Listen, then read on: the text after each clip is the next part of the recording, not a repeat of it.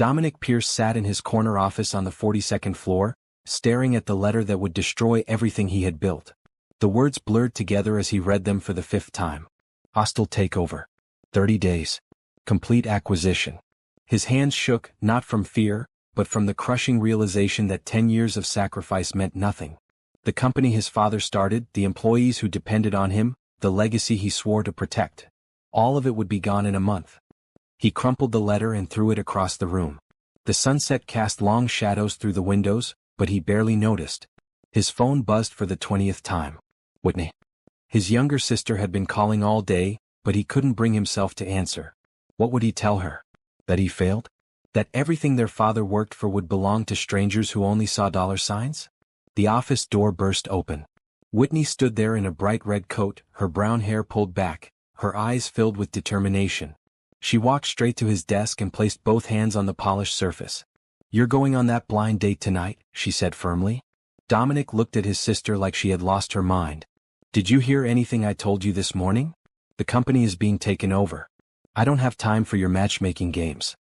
"That's exactly why you need this," Whitney insisted. She walked around the desk and grabbed his shoulders.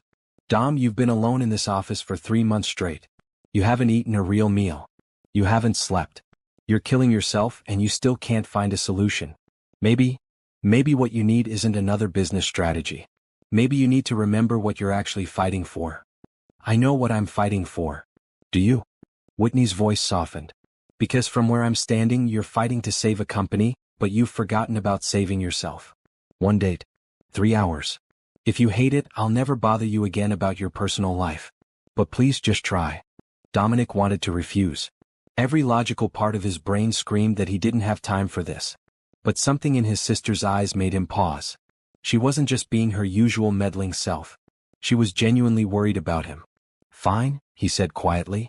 1 date. That's it." Whitney's face lit up. "Thank you. Her name is Naomi. She's different, Dom. I promise you that. 7 o'clock at Riverside Bistro. Please don't cancel." After Whitney left, Dominic sat back in his chair and closed his eyes. What was he doing? His entire world was falling apart and he was agreeing to have dinner with a stranger. But maybe Whitney was right. Maybe he needed something, anything to remind him why he was fighting so hard. Across the city, Naomi Bennett stood in her small apartment, staring at the bright blue dress hanging on her closet door. She didn't want to go on this blind date. She didn't have time for romance. Her mother was sick, medical bills were piling up, and she had 3 case files to review before tomorrow. But her best friend Tasha had arranged this date weeks ago, before everything got worse, and Tasha wouldn't take no for an answer. "You deserve 1 night where you're not drowning in problems," Tasha had said that morning. "1 night where you're just Naomi, not the woman trying to save everyone else. Please. For me." Naomi picked up her phone and looked at her bank account. The surgery her mother needed cost more than she made in a year. The community center where she worked was understaffed and underfunded. Every family she tried to help needed resources she didn't have. How could she sit in some fancy restaurant pretending her life wasn't falling apart? But she had promised Tasha. And maybe, just maybe, a few hours of pretending would give her the strength to face another impossible day. She put on the blue dress, fixed her hair, and practiced smiling in the mirror. The woman looking back at her was beautiful, but tired. So tired. Her brown eyes held worry that no amount of makeup could hide. But she would go. She would be polite. She would get through this evening, and then she would return to the real world and its endless problems. Neither Dominic nor Naomi knew that this blind date, this one evening they were both dreading, would change everything. Have you ever felt like giving up right before everything was about to change? What do you think will happen when these 2 struggling souls meet? Drop your thoughts in the comments below, and subscribe to find out how this story unfolds. Your support means everything. The morning had started wrong. Dominic woke at 4 a.m. in his penthouse, still wearing yesterday's clothes, his laptop open beside him on the bed. Numbers and projections glowed on the screen, mocking him with their finality. No matter how many times he ran the calculations, the result stayed the same. Pierce Industries would be acquired by Blackstone Capital in 30 days unless he found a miracle. He showered and dressed in his usual sharp suit, a navy blue that made him look every bit the powerful CEO he was supposed to be. But as he knotted his tie, he caught his reflection in the bathroom mirror. When had he gotten so old? At 34, gray was already threading through his dark hair. Lines creased his forehead. His blue eyes looked hollow. The drive to the office felt longer than usual. Seattle's morning traffic crawled, giving him too much time to think. His father had built Pierce Industries from nothing, a small construction company that grew into a real estate development empire. When Richard Pierce retired 5 years ago, he handed the company to Dominic with simple instructions: take care of the employees, build quality homes, and never sacrifice integrity for profit. Dominic had followed those rules. Maybe that was his mistake. While he focused on building sustainable communities and treating workers fairly, companies like Blackstone Capital played dirty. They bought up competitors, slashed costs, and maximized profits. Now they wanted Pierce Industries, and they had the money and the ruthlessness to take it. His assistant, Margaret, greeted him with coffee and a sympathetic look as he entered the building. She had worked for his father for 20 years and knew exactly how serious the situation was. "Your sister called 4 times already," Margaret said gently. "She says it's important." "It's always important to Whitney," Dominic muttered, heading into his office. But Whitney wouldn't give up. She appeared at lunchtime, carrying takeout containers that Dominic ignored. She sat across from his desk, refusing to leave until he ate something. That's when she brought up the blind date again. "You need perspective," Whitney said, pushing a container of pasta toward him. "You've been staring at spreadsheets for 3 months. Maybe talking to someone outside this business bubble would help." "I don't need a date. I need $30 million and a miracle." "What you need is to remember that life exists outside these walls." Whitney's voice grew firm. "The woman I want you to meet is named Naomi Bennett. She's a social worker. She spends her days helping families who are struggling. She knows what it's like when everything feels impossible. Maybe she's exactly the perspective you need." Dominic finally looked at his sister. Really looked at her. Whitney was 28, 6 years younger, and she had always been the optimistic one in their family. While he buried himself in work, she volunteered at shelters and organized charity events. She believed in the goodness of people in a way that Dominic had forgotten how to. "Why does this matter so much to you?" he asked. Whitney's eyes filled with tears. "Because I'm watching you disappear, Dom. You haven't laughed in months. You barely eat. You don't call mom and dad anymore. You're so focused on saving the company that you're losing yourself. And if you lose yourself, what's the point of saving anything?" Her words hit harder than any business report. Dominic realized his sister was right. He had become a ghost, haunting his own life. "Okay," he said quietly. "I'll go." Whitney hugged him tightly. "Thank you." 7 o'clock. Riverside Bistro. "And Dom? Try to actually be present. Not just physically there, but actually present." After she left, Dominic tried to return to work, but concentration eluded him. He kept thinking about what Whitney said. Had he really lost himself? When was the last time he did something just because it made him happy? When was the last time he felt anything other than stress and exhaustion? Meanwhile, across town, Naomi's day was going from bad to worse. She worked at Rainier Community Center, a nonprofit that provided resources for struggling families. This morning she met with the Torres family who were facing eviction. Then the Patterson family whose electricity had been shut off. Then Mrs. Chin whose disability check was delayed again. Each meeting broke her heart a little more because she couldn't help them the way they needed. Her supervisor, Helen, found her in the break room at lunch, staring at a cup of coffee she couldn't afford to buy from anywhere nicer. "You can't save everyone, Naomi," Helen said gently. "I know. But I should be able to save someone." Naomi's voice cracked. "What's the point of this job if I can't actually help?" "You do help. You listen. You care. You fight for them. That matters." But it didn't feel like enough. It never felt like enough. When Naomi finally got home that evening, her mother was resting on the couch, looking pale and weak. Lorraine Bennett had been a teacher for 30 years before kidney disease forced her into early retirement. She needed surgery, but their insurance wouldn't cover it, and the cost was astronomical. "How was your day, baby?" Lorraine asked, trying to smile. "It was fine, Mama." Naomi kissed her mother's forehead.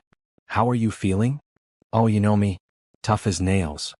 But the tremble in her mother's hand told a different story. Naomi wanted to cry. Instead, she went to her room and looked at that blue dress again. Tasha had bought it for her birthday last month, insisting that Naomi needed something beautiful just for herself. At the time, Naomi had laughed. When would she ever have a reason to wear something so lovely? Now, standing in her small bedroom, she decided that maybe tonight she would pretend. She would put on this dress, go to this fancy restaurant, and for 3 hours she would pretend she was someone whose biggest problem was choosing dessert. Then tomorrow she would return to reality and figure out how to save her mother's life. She showered and dressed carefully. The blue dress fit perfectly, bringing out the warm tones in her brown skin. She styled her natural hair, put on minimal makeup and looked at herself one final time. The woman in the mirror looked confident and beautiful. The woman in the mirror looked nothing like how Naomi felt inside. Her phone buzzed. Tasha. You better be getting ready, the text said.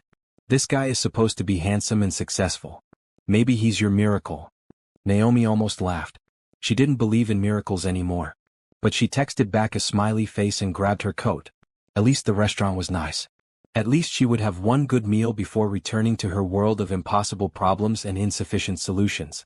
Neither Dominic nor Naomi had any idea that they were both walking toward the same restaurant, both dreading the evening ahead, both convinced that nothing good could come from this blind date. They were both wrong. Riverside Bistro sat along the waterfront, its windows glowing warmly against the evening sky. Dominic arrived 15 minutes early, a habit from years of business meetings. He chose a table near the window where he could see the boats bobbing in the marina. The hostess smiled politely, clearly recognizing him. Seattle's business community was small enough that his face was familiar to anyone working in upscale establishments. He ordered water and checked his phone. Nothing new. The takeover was still happening. The world was still falling apart. He had 3 hours to get through this date, and then he could return to trying to save his company. At 7:15, Naomi still hadn't arrived. Dominic wasn't surprised. He had been stood up before. Usually, women were intimidated when they discovered who he was. Or they were only interested in his money. Either way, blind dates never worked out.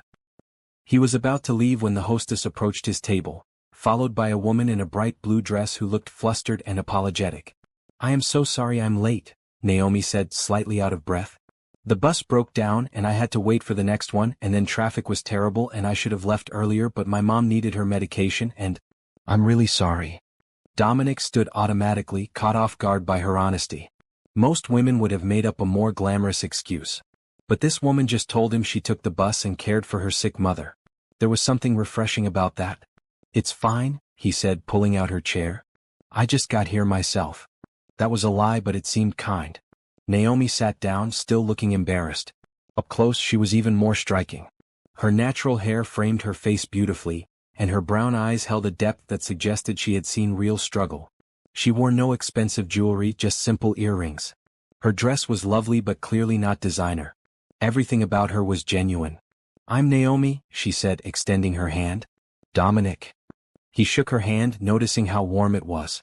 They sat in awkward silence for a moment. The waiter appeared, and Dominic ordered wine while Naomi asked for water with lemon. Another surprise. Most of his dates ordered the most expensive items on the menu. So, Naomi said, folding her hands on the table, I should probably be honest. I almost didn't come tonight. This whole blind date thing isn't really my scene. My friend set this up weeks ago and I've been trying to cancel, but she wouldn't let me. So if this is weird, we can just have a quick dinner and call it a night. No hard feelings. Dominic found himself almost smiling. I almost didn't come either. My sister guilted me into it. She thinks I work too much. Do you? Probably. He paused. Definitely. What do you do? This was the moment that usually ruined everything. As soon as women learned he was a CEO, they changed. They became flirtatious or calculating or overly impressed. He braced himself. I run a real estate development company. We build residential communities, mostly affordable housing projects. Naomi's eyes lit up, but not with greed. With genuine interest. Really? That's amazing. I work at a community center, and housing is one of our biggest issues. So many families can't find affordable places to live. Do you work here in Seattle? And just like that, they were talking. Really talking. Naomi asked intelligent questions about his work, about the challenges of balancing affordability with quality construction. She shared stories about families she worked with, about the systemic problems that kept people trapped in poverty. Dominic found himself leaning forward, engaged in a way he hadn't been in months. The waiter came and went. They ordered food, though Naomi chose modestly. Dominic noticed and quietly told the waiter to bring appetizers for the table. When the food arrived, Naomi looked concerned. I didn't order all this. I did. You mentioned you came straight from work. You must be hungry. For a moment, Naomi looked like she might argue. Then her stomach growled softly and she laughed. It was a real laugh, unguarded and genuine. Okay, you're right. Thank you. They ate and talked. Dominic learned that Naomi had studied social work in college, working 2 jobs to pay her tuition. Her father had passed away when she was 16, and she helped her mother raise her younger brother, who was now in the military. She spoke about her family with such love that it made Dominic's chest ache. "What about you?" Naomi asked. "Do you have family?" "A sister, Whitney. She's the one who set up this date. And my parents, Richard and Patricia. They're retired now, living on Bainbridge Island." "That sounds nice. Are you close with them?" Dominic hesitated. "I used to be. Lately, I've been so focused on work that I haven't called as much as I should. They probably worry." "They definitely worry," Naomi said softly. "That's what parents do." Something about the way she said it made Dominic feel guilty. When was the last time he had dinner with his parents? When was the last time he asked about their lives instead of just giving status updates about the company? "What about your family?" he asked. "You mentioned your mom needed medication. Is she okay?" Naomi's smile faltered. "She has kidney disease.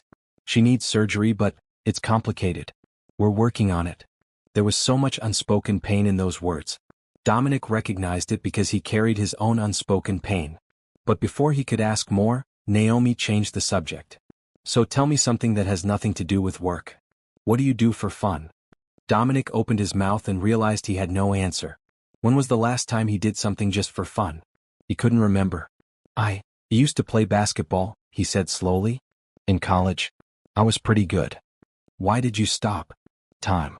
Or life." He shrugged. "The usual excuses." "Those aren't excuses. Those are just sad." But Naomi said it with such kindness that it didn't feel like an insult. Everyone needs something that makes them happy. Something that has nothing to do with responsibility or obligation.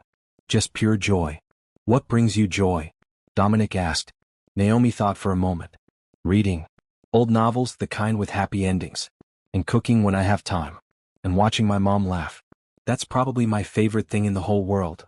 The way she talked about her mother made Dominic's heart squeeze. Here was someone who was clearly struggling, clearly overwhelmed, but still finding joy in simple moments. When was the last time he found joy in anything? They talked through dinner and dessert. Naomi told funny stories about her work, about the kids at the community center who called her Miss Naomi and drew her pictures. Dominic found himself laughing, really laughing for the first time in months. She had a way of seeing the absurd humor in difficult situations, of finding light in darkness. When the check came, Dominic grabbed it immediately. Naomi reached for her purse. "Let me at least pay for my half." "Absolutely not. This is my treat." "But, Naomi, I asked you to dinner." "Well, technically Whitney asked you on my behalf. Either way, I'm paying." "Please." She hesitated, then nodded. "Thank you. That's really kind." As they left the restaurant, Dominic wasn't ready for the evening to end. They walked along the marina, the water reflecting the city lights. It was a clear night, cool but not cold. "Can I ask you something?" Naomi said. "And you can tell me if I'm overstepping." "Go ahead. Earlier you said you almost didn't come tonight. You looked, I don't know, stressed isn't the right word. You looked like someone carrying the weight of the world. Are you okay?" No one had asked him that in months. Everyone asked about the company, about strategy, about numbers. But no one asked if he was okay. "Honestly? No. My company is being taken over. I have 30 days to find a solution and I can't see one. Everything my father built, everything I've worked for, it's all going to disappear." Naomi stopped walking and turned to face him. "I'm sorry. That must be terrifying." "It is." Dominic was surprised by his own honesty. "I keep thinking there must be something I'm missing. Some angle I haven't considered. But I've looked at every option and they all lead to the same place." "Maybe you're looking in the wrong direction," Naomi said thoughtfully. "When I get stuck on a case, when I can't figure out how to help a family, I stop thinking about what I can do and start thinking about what they need. Sometimes the answer isn't about resources. Sometimes it's about connection. About reminding people why they're fighting in the first place." Dominic stared at her. "That's actually profound." Naomi laughed. "It sounded better in my head. My point is, maybe you're so focused on saving the company that you've forgotten what you're actually trying to save. The building? The name? Or the people and the mission?" They reached her bus stop. Dominic didn't want her to leave. This evening had been the best few hours he'd had in months. Maybe years. "Can I see you again?" The words came out before he could think about them. Naomi smiled, but it was tinged with sadness. "Dominic, you seem like a really good person. But I don't think we're living in the same world. You're a CEO.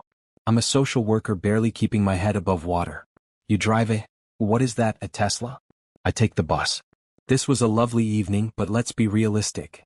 What if I don't want to be realistic? Dominic said. What if I want to see where this goes? Where can it go? You're dealing with a corporate takeover. I'm dealing with medical bills I can't pay. We're both drowning in different oceans. Then maybe we drown together. Dominic surprised himself with the words.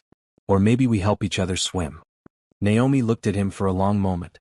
The bus appeared in the distance, its lights growing brighter. I had a really nice time tonight, she said softly. Thank you for reminding me that nice things can still happen. She started to board the bus, but Dominic gently caught her hand. Please. One more date. Coffee, something casual. I don't want tonight to be the end. The bus driver honked impatiently. Naomi looked torn. Okay, she said finally. One more date. But only because you make me laugh and I haven't laughed in a while. She scribbled her number on a piece of paper from her purse and handed it to him before boarding the bus. Dominic watched it drive away, still holding the paper like it was something precious. For the first time in months he felt something other than despair. He felt hope. Dominic couldn't stop thinking about Naomi. The next morning he arrived at his office actually feeling rested for the first time in weeks. Margaret noticed immediately. You look different, she said, studying him carefully. Did something happen? I went on a date. Margaret's eyebrows rose. And it was good. Really good. Dominic found himself smiling. She's different from anyone I've met before. Different how? She's real. Honest. She didn't care about my money or my position. She just talked to me like I was a normal person. Margaret smiled warmly. That's wonderful. You deserve someone who sees you, not just your bank account. But as Dominic settled into his office and looked at the stacks of paperwork on his desk, reality crashed back down. He still had a company to save. He still had 30 days until Blackstone Capital took everything. One good date didn't change that. He picked up his phone and called his chief financial officer, Thomas Rodriguez. They spent 2 hours going over potential solutions, but none of them worked. They couldn't raise enough capital. They couldn't find a white knight investor. They couldn't outbid Blackstone's offer to the shareholders. I'm sorry, Dominic, Thomas said heavily. I don't see a way out of this. After the call ended, Dominic sat in silence. Then he picked up the piece of paper with Naomi's number. He wanted to call her to hear her voice, but what would he say? He couldn't drag her into his mess. She had enough problems of her own. But he couldn't stop thinking about what she said. Maybe you're looking in the wrong direction. On impulse, he called his head of security, a man named Frank Peterson who had connections throughout the city. Frank, I need you to do some research for me. Quietly. There's a woman named Naomi Bennett. She works at Rainier Community Center. Her mother needs surgery for kidney disease. I need to know the details. Costs, waiting lists, everything. Is this personal or professional? Frank asked carefully. Personal. And Frank? Total discretion. Understood. 2 hours later, Frank called back. The news was worse than Dominic expected. Lorraine Bennett needed a kidney transplant. She was on a waiting list, but it could take years. She could get the surgery sooner at a private hospital, but it would cost $200,000, not including recovery care and medication. Naomi's insurance covered almost none of it. $200,000. For Dominic, that was a rounding error. For Naomi, it was impossible. He made a decision. That afternoon, he left the office early and drove to Rainier Community Center.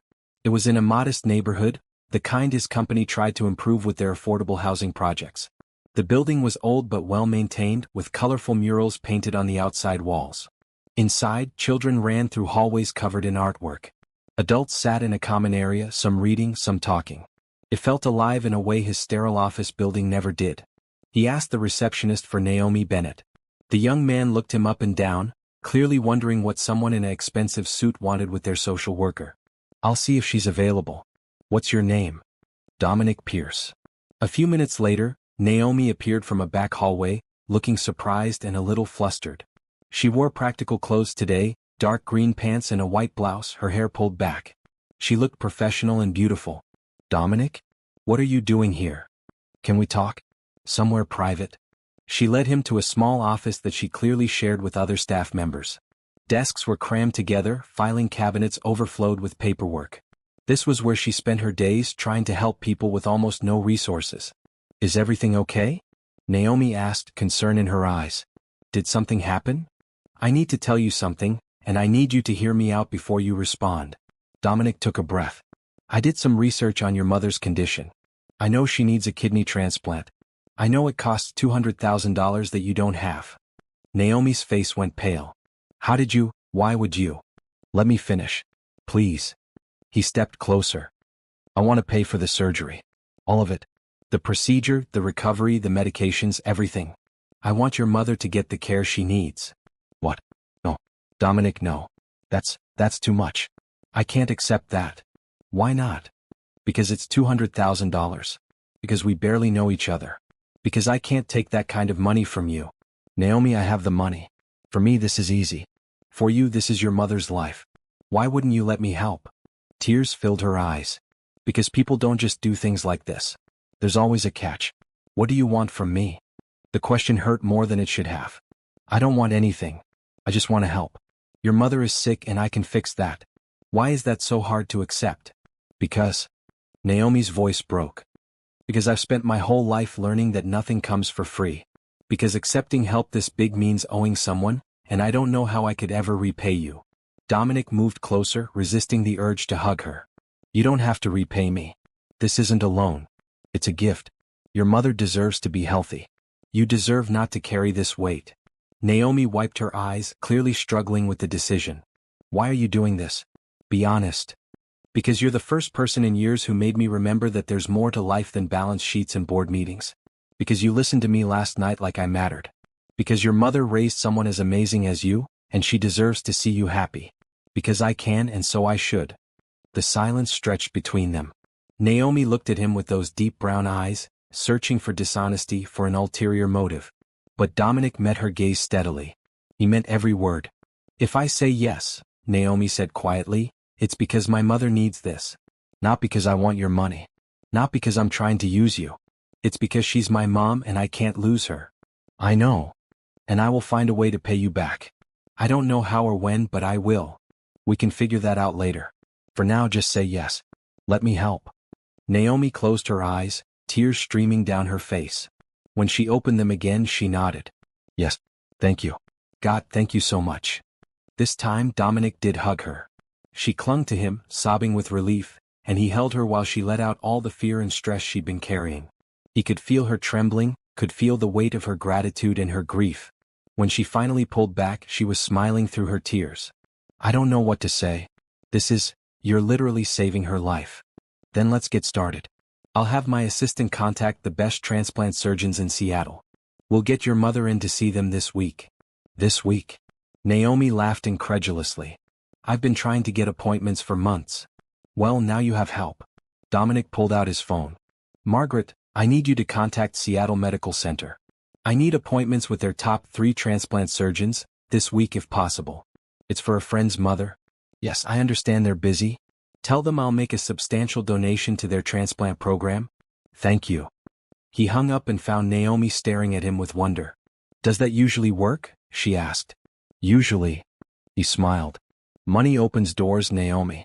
I've always known that. But until last night, I forgot that money can also help people. Really help them. Not just as a tax write-off, but as a way to make someone's life better. Naomi shook her head slowly. You're not what I expected.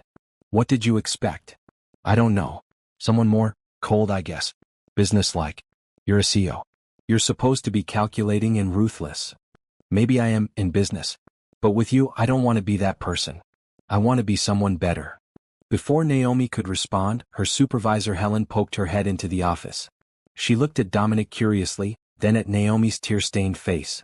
Everything okay in here? Everything's perfect, Naomi said, her voice thick with emotion. Helen, this is Dominic Pierce. Dominic, this is my supervisor, Helen Washington. Helen's eyes widened slightly at his name. The Dominic Pierce? From Pierce Industries. That's me. Dominic shook her hand. What brings you to our little center? Helen asked, clearly protective of Naomi. I came to make Naomi an offer. Dominic looked at Naomi. This is the other thing I wanted to discuss. My company is starting a charitable foundation. We want to focus on housing security and family support. I need someone to run it, someone who understands the real problems families face. I want that person to be you, Naomi. Naomi's mouth fell open. What? I'm serious. You would work out of Pierce Industries with a full staff and real resources. Your job would be identifying families who need help and making sure they get it. You would have an actual budget to work with, not the scraps nonprofits usually get. But I don't have experience running a foundation. You have experience helping people. That's what matters. The administrative stuff can be taught. Compassion can't be. Helen was nodding enthusiastically. Naomi, this is an incredible opportunity. But what about here? What about my families? You'd be able to help more families than you ever could here, Dominic pointed out. With real resources. With the ability to actually solve problems instead of just patching them temporarily. Naomi looked overwhelmed. This is too much. The surgery, the job, it's all too much too fast. Take time to think about it, Dominic said gently. The surgery is happening regardless. But the job offer stands. Talk to your mother. Talk to Helen. Think about what you really want. I'll call you in a few days. As he left the community center, Dominic felt lighter than he had in months. Yes, his company was still in crisis. Yes, he still had problems that seemed insurmountable. But for the first time in a long time, he was using his resources for something meaningful. He was helping someone who deserved it. His phone rang. Whitney. How did the date go? She demanded without preamble. Better than expected.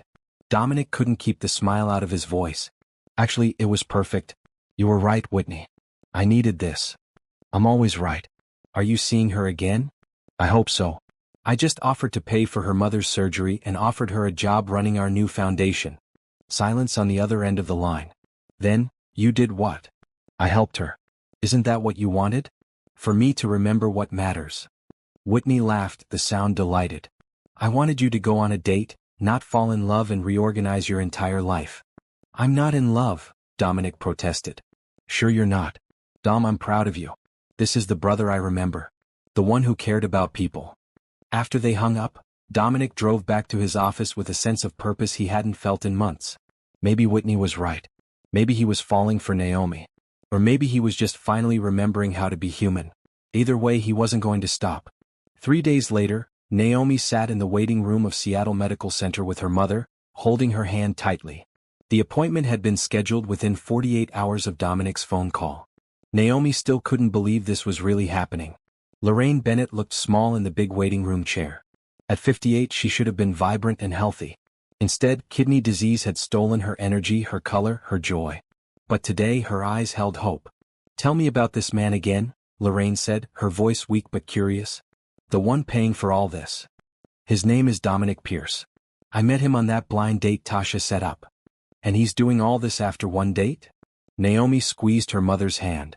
I know it sounds crazy. It sounds crazy to me too. But Mama, he's genuine. I can tell. This isn't about manipulating me or trying to control me. He just wants to help. Baby, people like that don't exist. Rich men always want something. Maybe most do. But I think Dominic is different. Naomi remembered how he held her while she cried, how he never once made her feel small or indebted. He has his own struggles, his own problems. Maybe helping us helps him too in some way. Before Lorraine could respond, a nurse called them back. The next hour passed in a blur of examinations, questions, and medical tests. The surgeon, Dr. Patricia Winters, was kind but thorough. She explained the procedure, the risks, the recovery timeline. And through it all, she treated them like any other patients, not charity cases. Your tissue markers suggest you'd be a good candidate for transplant, Dr. Winters said to Lorraine. We have several potential donors in our system. With your permission, I'd like to move forward with matching as soon as possible. How soon is soon? Naomi asked, barely daring to hope. If we find a good match, we could have you in surgery within 4 to 6 weeks. Lorraine started crying. Naomi did too. After months of waiting, of slowly getting worse, of facing the possibility that Lorraine might not get better, suddenly there was a real timeline, a real chance. Thank you, Lorraine whispered. Thank you so much. Dr. Winters smiled warmly. Thank Mr. Pierce. His donation to our program is making it possible for us to help several patients who were waiting for funding. As they left the hospital, Lorraine turned to her daughter. You need to thank this man properly. Invite him to dinner. Let me meet him. Mama, he's a very busy C. I don't care if he's the president. He saved my life. I want to look him in the eye and say thank you. Naomi smiled. Okay. I'll ask him. That night she called Dominic. He answered on the second ring, sounding tired but pleased to hear from her. How did the appointment go? Really well. Dr. Winters is amazing. She thinks we can have the surgery within 6 weeks. That's wonderful. The relief in his voice was genuine. I'm so glad. Dominic, my mom wants to meet you. She wants to say thank you in person. Would you come to dinner at our place? Nothing fancy, just home cooking. There was a pause. Naomi worried she'd overstepped, that he would make an excuse. I'd love to, Dominic said warmly. When? They set a date for the following Saturday. After hanging up, Naomi felt nervous butterflies in her stomach. She was inviting a millionaire CEO to her tiny apartment. What would he think of their modest life? Would he judge them? But then she remembered how he looked at her at the restaurant, how he listened when she talked about her work. He didn't seem like someone who cared about material things. At least she hoped he wasn't. Saturday arrived too quickly. Naomi spent the day cleaning their small apartment until it sparkled. Lorraine, despite her weakness, insisted on helping cook. They made her famous pot roast, mashed potatoes, green beans, and homemade biscuits. The whole apartment smelled like comfort and love. When the doorbell rang, Naomi took a deep breath before opening it. Dominic stood there in casual clothes, dark jeans and a forest green sweater, looking less like a CEO and more like a regular person. He held a bouquet of flowers in one hand and a bottle of wine in the other. Hi, he said, smiling that genuine smile she was starting to love. I wasn't sure what to bring. You didn't have to bring anything. But Naomi took the flowers gratefully. They were beautiful, a mix of colors that brightened their small living room. Inside, Lorraine waited on the couch, too weak to stand for long. But her eyes were sharp and assessing as Dominic approached. Mrs. Bennett, it's an honor to meet you. Dominic extended his hand carefully, mindful that she was fragile. Lorraine shook his hand, studying his face intently. So you're the miracle worker. No miracle. Just someone who wanted to help. Why? Lorraine's question was direct. You don't know us. Why would you do something this generous for strangers? Dominic glanced at Naomi, then back at Lorraine. Because your daughter reminded me that life is about more than business and money. Because I can help and so I should. And because after talking to Naomi for one evening, I could tell that whoever raised her did something remarkable. A woman who could raise someone that compassionate and strong deserves to be healthy. Lorraine's stern expression softened. You're a smooth talker. I'm an honest talker. There's a difference. They ate dinner around the small kitchen table, and Naomi watched Dominic carefully. He didn't look uncomfortable in their modest home. He didn't act superior or condescending. He asked Lorraine about her teaching career, laughed at her stories and complimented the food sincerely. This is better than any restaurant meal I've had, he said, taking another biscuit. My mother would love this recipe. I'll write it down for you, Lorraine said, warming to him. A man your age should know how to cook good food, not just eat at fancy places. After dinner, Lorraine excused herself to rest, leaving Dominic and Naomi alone to clean up. They worked side by side in the small kitchen, falling into an easy rhythm. Your mother is wonderful, Dominic said, washing dishes while Naomi dried. I see where you get your strength. She's my hero. When my dad died, she could have fallen apart. Instead, she worked 2 jobs to keep us afloat. She never complained, never made us feel like we were struggling. She just kept going. That's love, Dominic said quietly. Real love. The kind that sacrifices without keeping score. Naomi looked at him, surprised by the emotion in his voice. Do your parents love like that? They do. They gave up a lot for me and Whitney. My dad started his company in our garage, working 18-hour days while my mom took care of us. They never seemed stressed or worried, but looking back, I know they were. They protected us from their struggles. You're still protecting their legacy, Naomi said. By trying to save the company. Dominic stopped washing dishes. Maybe. Or maybe I'm so focused on the company that I'm forgetting what they actually taught me. They taught me that business should serve people, not the other way around. Somewhere along the line, I forgot that. You're remembering now. He looked at her, really looked at her, and Naomi felt her heart skip. There was something in his eyes, something warm and intense that made her breath catch. You're making me remember, he said softly. Before either of them could say more, Naomi's phone rang. It was Helen from the community center, her voice frantic. Naomi, I'm sorry to bother you on a Saturday, but we have a family emergency. The Morrison family just got evicted. They have 3 kids and nowhere to go. The shelters are all full. I know it's your day off, but I'll be there in 20 minutes. Naomi hung up and looked at Dominic apologetically. I'm so sorry.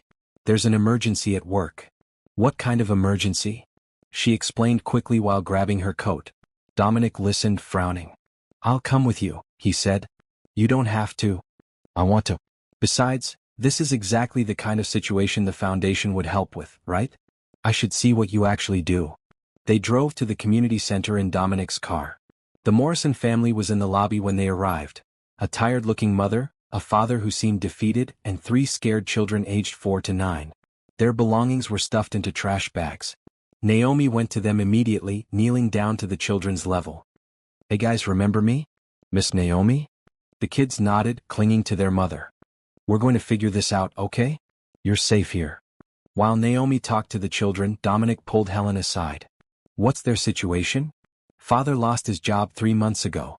Mother works part-time but it's not enough for rent. They fell behind 2 months and got evicted today. They have family out of state but no money to get there. What would solve this immediately? Helen blinked at the question. Ideally? Temporary housing while the father finds work, and help with first month's rent on a new place once he does. But we don't have those resources. We can maybe get them into a shelter by Monday, but even that's not guaranteed. Dominic pulled out his phone and called Frank Peterson. Frank, I need you to book rooms at the Comfort Inn downtown. A suite that can fit a family of 5. Put it on my corporate account, open-ended reservation. Yes, I understand that's expensive. Just do it, please. He hung up and turned to Helen. They'll have a hotel suite tonight. It's clean, safe, and has a kitchen. That solves the immediate crisis. As for the longer-term solution, have the father come to Pierce Industries Monday morning. We're always looking for good workers and we pay fair wages. If he's willing to work, I'll find him a position. Helen's eyes widened. You can't just... that's incredibly generous, but... But what? A family needs help. I can provide it. Why make it complicated? Naomi overheard and walked over, leaving the family with one of the volunteers. Dominic, you can't just hire someone you've never met. Why not? You help people you've never met every day. That's different. That's my job. And this will be my job through the foundation. Consider this a trial run. He smiled at her confused expression. Does it bother you that I want to help? No, it just surprises me. Most people don't work this way. Maybe they should. They told the Morrison family about the hotel and the job opportunity. The mother burst into tears, hugging Naomi tightly. The father shook Dominic's hand with trembling gratitude. The children, sensing the mood had shifted, started smiling again. As they helped the family get settled at the hotel later that night, Naomi watched Dominic interact with the kids. He was patient and kind, treating them with respect rather than pity. He asked the oldest child about school, listened carefully to her concerns, and promised that everything would get better. When they finally left, it was nearly midnight. Dominic drove Naomi home, both of them exhausted but satisfied. Thank you for coming tonight, Naomi said as they pulled up to her building. You didn't have to do any of that. I wanted to. This is what money should be used for. Not just accumulating more of it but actually helping people. He turned to face her. Have you thought about the job offer? About running the foundation? I have. And I want to say yes. But it scares me. Why? Because it's a big change. Because I've never done anything like this. Because what if I mess it up?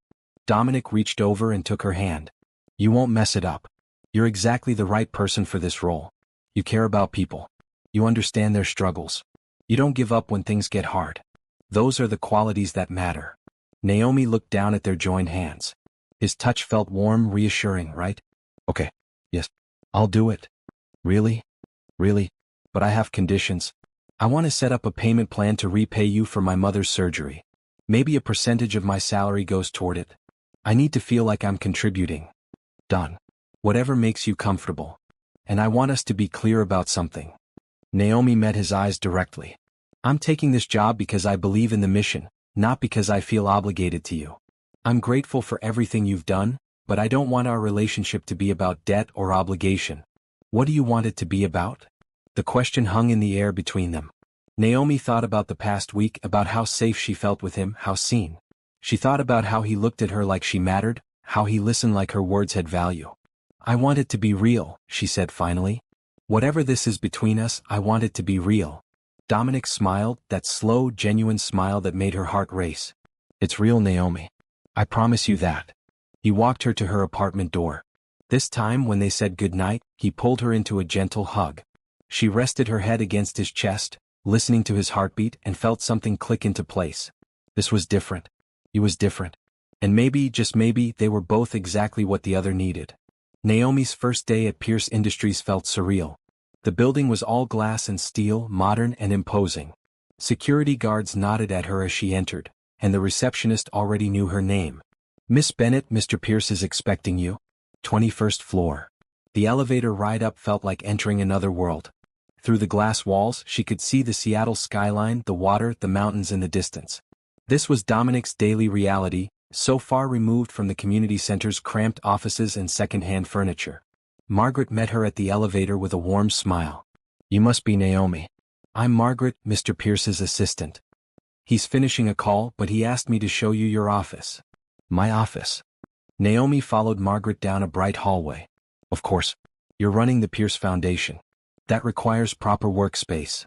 Margaret opened a door to reveal a corner office with windows overlooking the water. There was a large desk, comfortable chairs, and empty bookshelves waiting to be filled. It was bigger than her entire apartment living room. "This is too much," Naomi said breathlessly. "This is exactly right," Dominic's voice came from behind her. She turned to find him leaning in the doorway, wearing a sharp navy suit that made his blue eyes even more striking. "You'll need space for meetings with families, room for files, and honestly, you deserve a nice workspace." "But." "No buts. You're an executive here, Naomi. Act like it." He smiled to soften the words. "Come on, let me show you the rest of the foundation suite." He led her down the hall to a larger area with several desks, a conference room, and a small kitchen. "I've hired a staff to help you.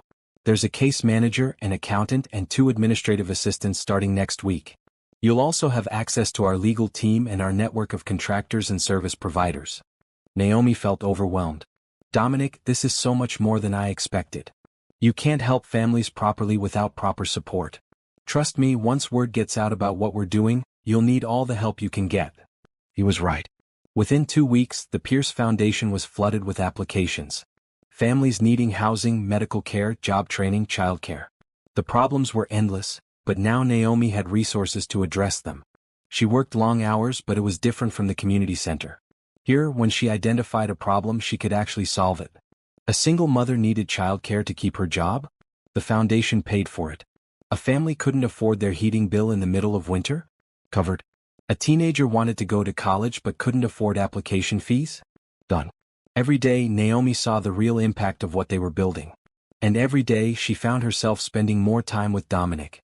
He would stop by her office with coffee, asking about her cases. She would join him for lunch, and they'd talk about everything from foundation strategy to their childhoods. He told her about the pressure of living up to his father's legacy. She told him about the guilt of leaving the community center, even though she was helping more people now. "You didn't abandon anyone," Dominic said one afternoon as they ate sandwiches in his office. "You expanded your reach. That's not betrayal. That's growth." "I know. Logically, I know that. But emotionally, it feels like I left my post." "You left one post to command a larger army." Dominic grinned. "That was a terrible metaphor. I'm sorry. My point is, you're still fighting the same fight. You just have better resources now." Naomi laughed. "When did you get so wise?" "I've always been wise. You're just finally recognizing it." These moments of lightness became the highlights of her days. Dominic made her laugh in ways she hadn't in years. And slowly, carefully, they were becoming something more than colleagues. One evening they worked late on a grant proposal. It was nearly 8 when Naomi finally stretched and yawned. "We should call it a night," Dominic said, rubbing his eyes. "Have you eaten?" "No, but I'll grab something at home. Or you could let me take you to dinner." Naomi hesitated.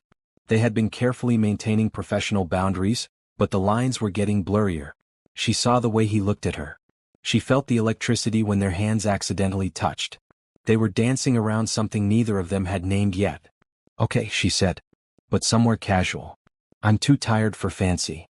They ended up at a small Italian place near the office, sitting in a corner booth with checkered tablecloths and candles and wine bottles. It was cozy and unpretentious, and Naomi relaxed immediately. "How's your mother doing?"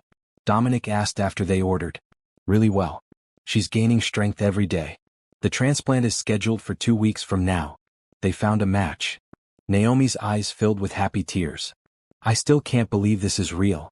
3 months ago I thought I was going to lose her. Now she's going to be healthy. I'm so glad. Dominic reached across the table and took her hand.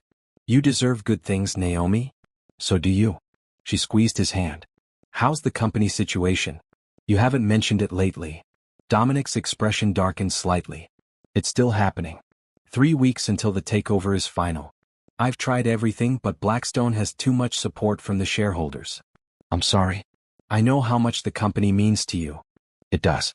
But lately I've been thinking about what you said that first night. About figuring out what I'm actually trying to save. Maybe I've been fighting for the wrong things. Maybe it's not about keeping the Pierce name on the building. Maybe it's about making sure the mission continues. What do you mean? I mean the company does good work. We build affordable housing. We employ fair labor. We invest in communities. If I'm going to lose the company anyway, maybe I should focus on making sure whoever takes over maintains those values. That's very mature of you. Naomi smiled softly. But I know it still hurts. It does. But having you here, having the foundation, building something that helps people directly, it makes the loss easier. I'm starting to see that there are other ways to make an impact. They talked through dinner and dessert, losing track of time. When Dominic finally drove her home, it was nearly midnight. He walked her to her door as had become his habit. Thank you for dinner, Naomi said, fishing for her keys. And for everything else. For the foundation, for my mom, for being you. Thank you for reminding me who I wanted to be, Dominic replied softly. They stood there in the hallway, close enough that Naomi could feel his warmth. She knew if she invited him in, something would shift between them. They would cross a line from friendship into something more. Part of her wanted that desperately. But another part was scared. Good night, Dominic. Good night, Naomi. He left and she went inside, leaning against the closed door with her heart racing. She was falling for him. Maybe she had been falling since that first night at the restaurant. But falling was scary when you'd spent your whole life trying not to need anyone. The next day was Saturday, and Naomi spent it at the hospital with her mother, doing pre-surgery consultations. Lorraine was nervous but excited, asking a million questions about what to expect after the transplant. The doctor says I might feel better than I have in years, Lorraine said, hope shining in her eyes. I might be able to work part-time again. Maybe even volunteer at the school. One step at a time, Mama. But Naomi was smiling. Seeing her mother excited about the future instead of resigned to decline was worth everything. That afternoon, Whitney Pierce showed up at the hospital with coffee and pastries. I hope it's okay that I came, Whitney said, settling into a chair next to Naomi in the waiting room. Dom mentioned your mom's surgery was coming up, and I wanted to meet the woman who's making my brother human again. Naomi laughed. I don't think I can take credit for that. You absolutely can. He's different now. Lighter. He actually laughed at dinner last week. Do you know how long it's been since I heard him laugh? He's been dealing with a lot. He has. But so have you, and you still manage to find joy. That's a gift, Naomi. You're teaching him how to do that again. They talked for a while, and Naomi found herself really liking Whitney. She was warm and genuine, with none of the snobbery Naomi had feared from Dominic's family. Can I ask you something? Whitney said carefully. What's happening between you and my brother? I don't know, Naomi answered honestly. We're friends, colleagues. But it feels like more, and that scares me. Why does it scare you? Because he's Dominic Pierce. He's wealthy and important and lives in a completely different world than I do. What if this is just temporary? What if he gets bored once the novelty wears off? Whitney shook her head firmly. My brother doesn't do anything halfway.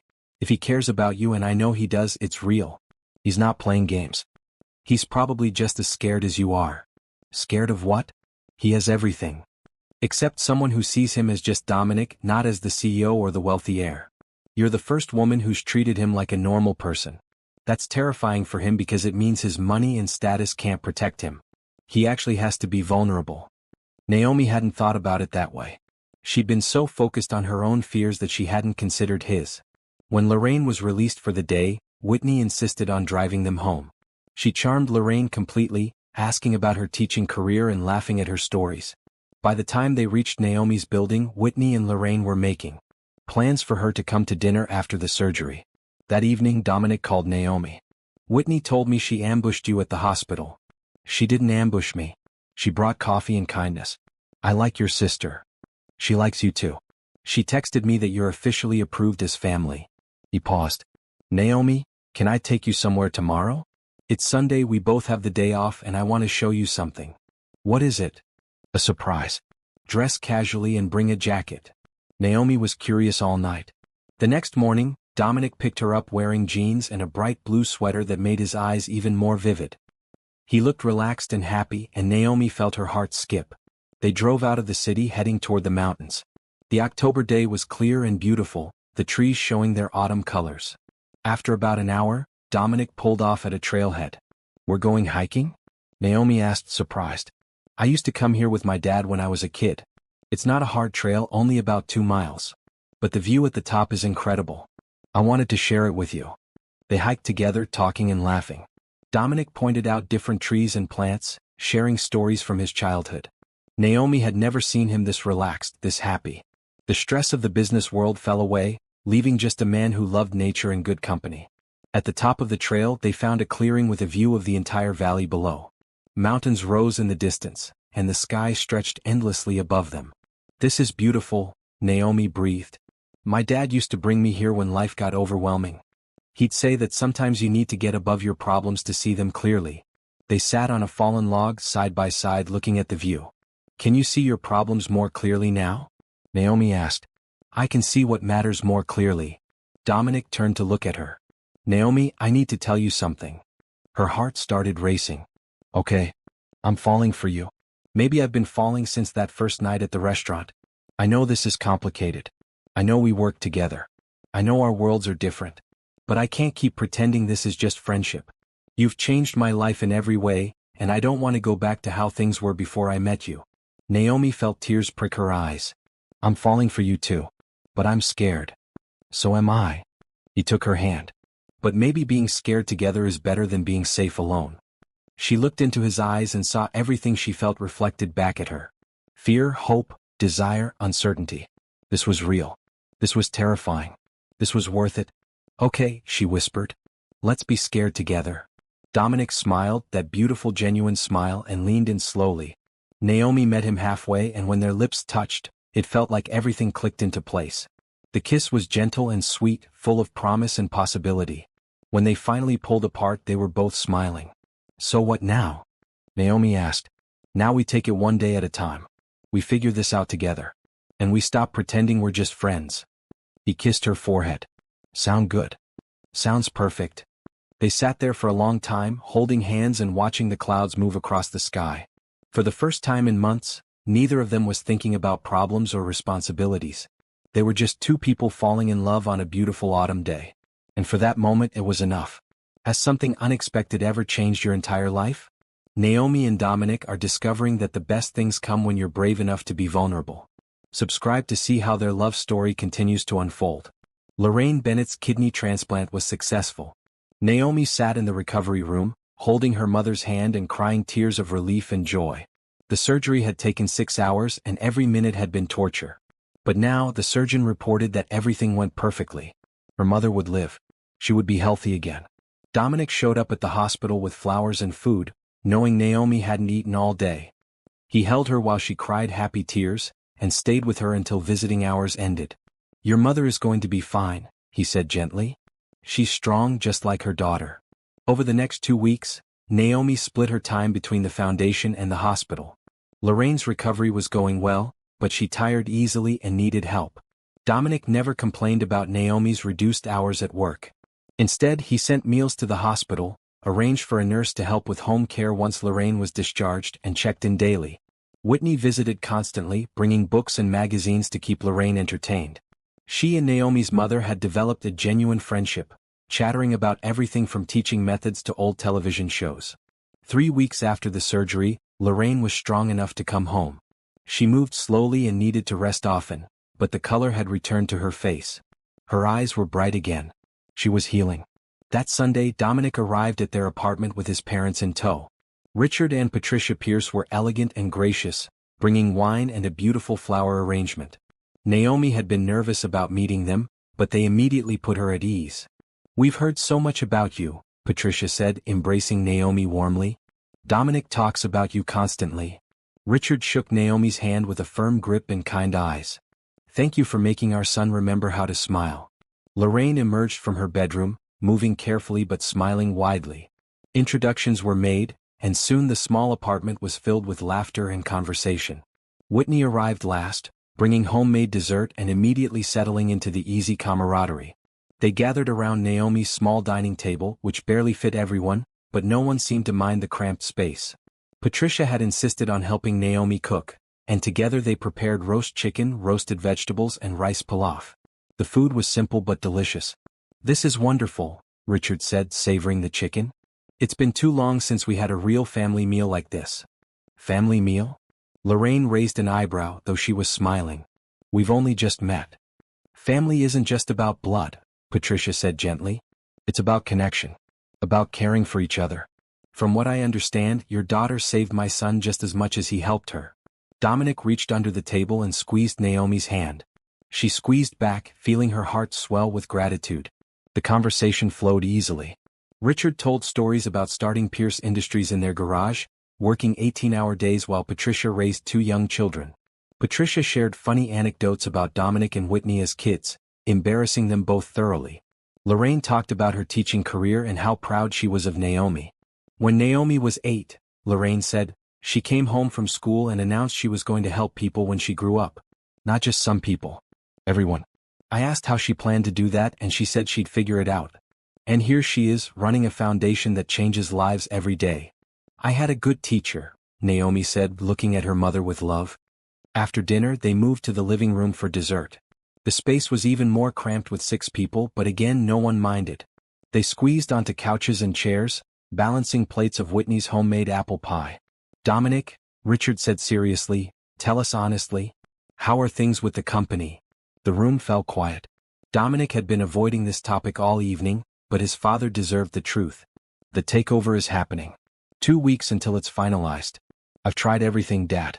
I'm sorry." Richard studied his son for a long moment. Then he smiled. "Don't apologize. You fought hard. Sometimes, despite our best efforts, we can't control the outcome. What matters is how we respond to it." "How can you be so calm about this?" Dominic asked, frustrated. "This is your legacy. Everything you built." "My legacy isn't a company name on a building," Richard said firmly. "My legacy is you and Whitney. It's the values I taught you. It's the good work you've done and will continue to do. The company was always just a means to an end. The end was making a positive impact. You're still doing that through the foundation. That's what matters." Patricia nodded in agreement. "When your father first told me he wanted to start a construction company, I was terrified. We had no money, 2 small children, and every reason to play it safe. But he said something I've never forgotten. He said, 'The worst thing we can do is let fear stop us from trying to do something meaningful.' You're still doing meaningful work, Dominic. Just in a different form." Dominic looked at his parents with new appreciation. He had spent months agonizing over losing the company, thinking he was failing them. But they weren't disappointed. They were proud of him for adapting, for finding new ways to help people. "Thank you," he said quietly. "I needed to hear that." Lorraine spoke up, her voice gentle but strong. "Can I say something? I'm new to this group, but I've watched my daughter transform over the past 2 months. Dominic, you gave her hope when she had none. You gave her resources to do work she was called to do. But more than that, you gave her something to believe in again. You reminded her that good people exist in this world. That's worth more than any company." "Lorraine's right," Whitney added. "Dom, you've been so focused on the business crisis that you haven't noticed how much you've grown. You're kinder now. More present. You actually listen when people talk instead of just waiting for your turn to speak. That's because of Naomi." Naomi felt herself blushing. "I didn't do anything special." "You did everything special," Dominic said, looking at her with such open affection that everyone in the room smiled. "You showed me what actually matters. Before I met you, I was drowning in spreadsheets and stress.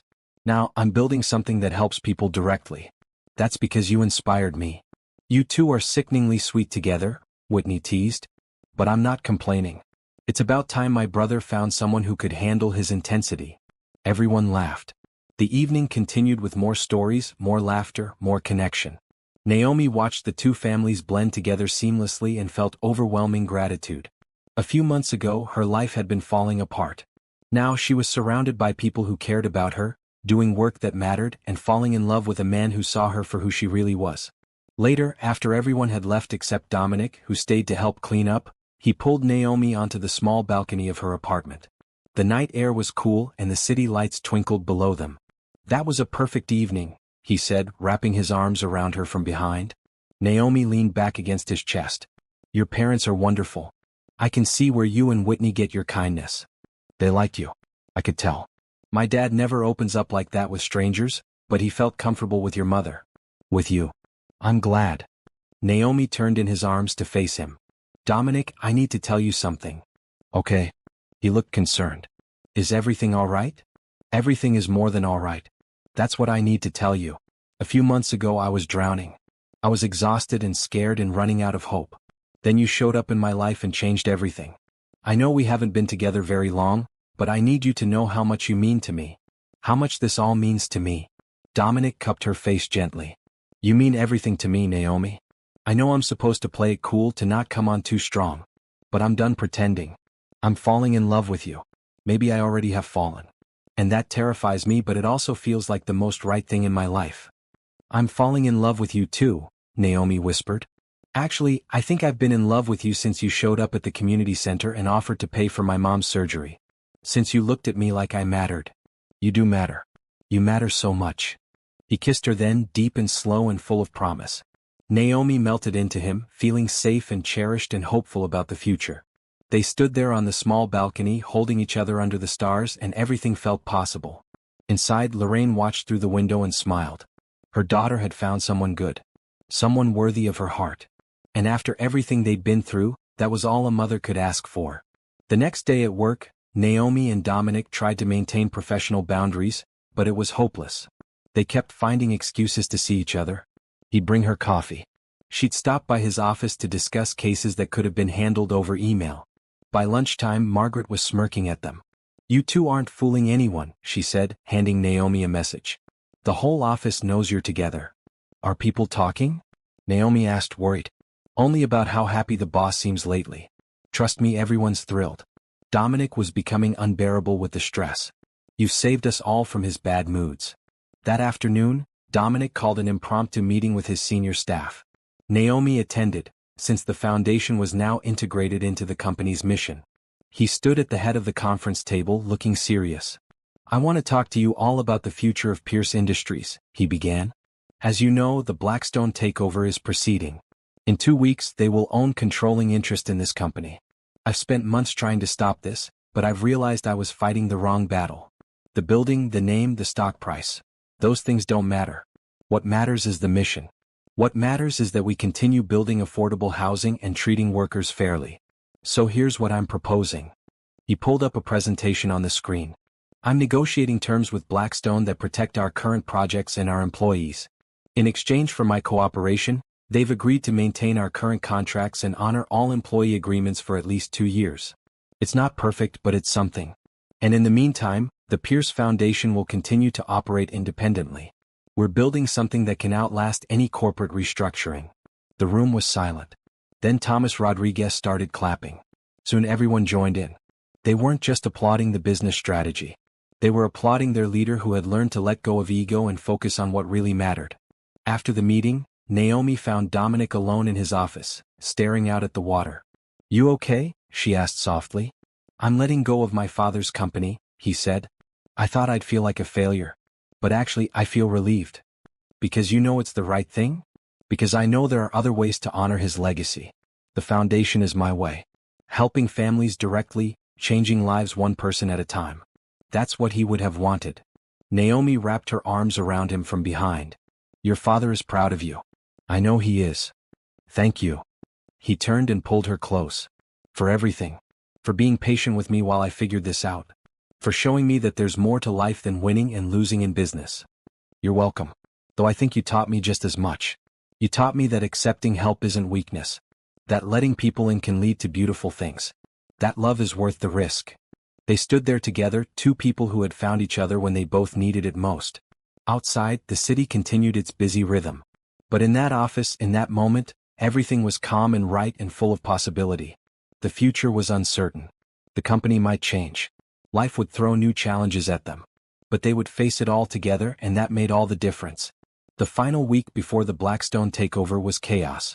Lawyers filled the conference rooms at Pierce Industries. Documents required Dominic's signature every few hours. The press wanted statements. Shareholders demanded reassurances. Through it all, Dominic remained surprisingly calm. Naomi watched him handle each crisis with grace and wisdom, no longer the stressed, exhausted man she'd met 3 months ago. He had found peace with letting go, and it showed. On Tuesday morning, Dominic had a breakfast meeting with his core leadership team. Naomi attended, since the foundation was now considered essential to the company's mission. They gathered in a bright conference room with catered bagels and coffee, discussing the transition plan. Blackstone wants to meet the foundation team, Thomas said, scrolling through his tablet. They're impressed by the community engagement metrics. Apparently, our positive press coverage has increased significantly since the foundation launched. That's because we're actually helping people, Naomi said. Good news spreads. Exactly. Dominic leaned forward. And that's our leverage. Blackstone is a corporate raider, but even they care about public perception. If we can show them that the foundation is good for business, they'll support it. How do we prove that? Asked Jennifer Liu, the marketing director. Naomi pulled out her laptop and opened a presentation she'd been working on. I've been tracking our impact. In 3 months, the foundation has helped 87 families.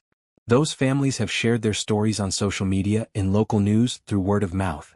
Every positive story mentions Pierce Industries. We've generated more goodwill in 3 months than the marketing budget could buy in a year. She clicked through slides showing testimonials, media mentions, and community feedback. The room fell silent as they absorbed the data. This is remarkable, Jennifer breathed. Naomi, do you realize what you've built here?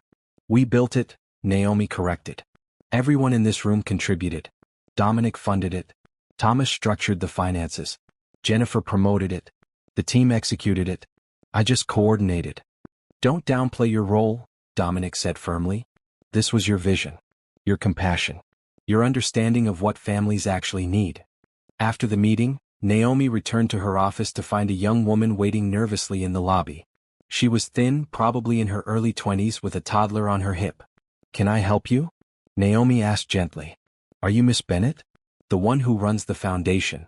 The woman's voice shook. My name is Rachel Morrison. My family? You helped us a few months ago. My husband got that job at Pierce Industries. Naomi remembered immediately. The family evicted the night of her first date with Dominic. Of course. How are you all doing? We're doing really well. My husband loves his job. We found an apartment we can afford. The kids are happy. Tears filled Rachel's eyes. I came to say thank you. You saved us when we had nowhere else to turn. I tell everyone I meet about what you did for us.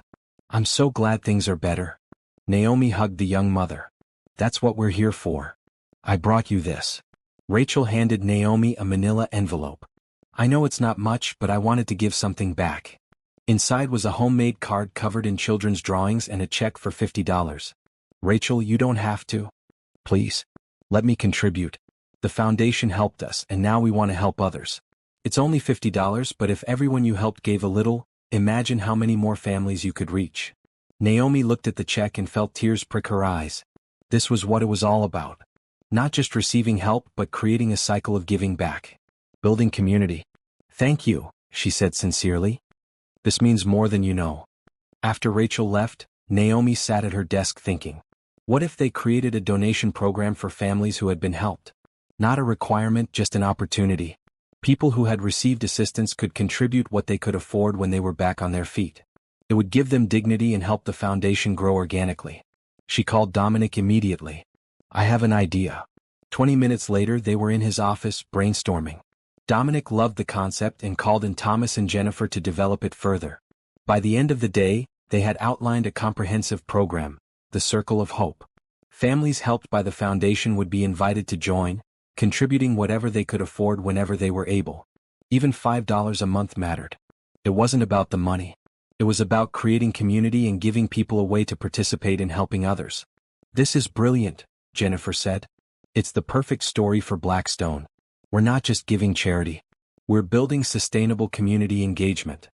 Schedule the presentation for Friday, Dominic decided. Naomi, you'll present it. This is your vision. You should be the one to share it. Friday morning arrived with Seattle rain and gray skies, but inside Pierce Industries, energy buzzed. The Blackstone executive team arrived at 10.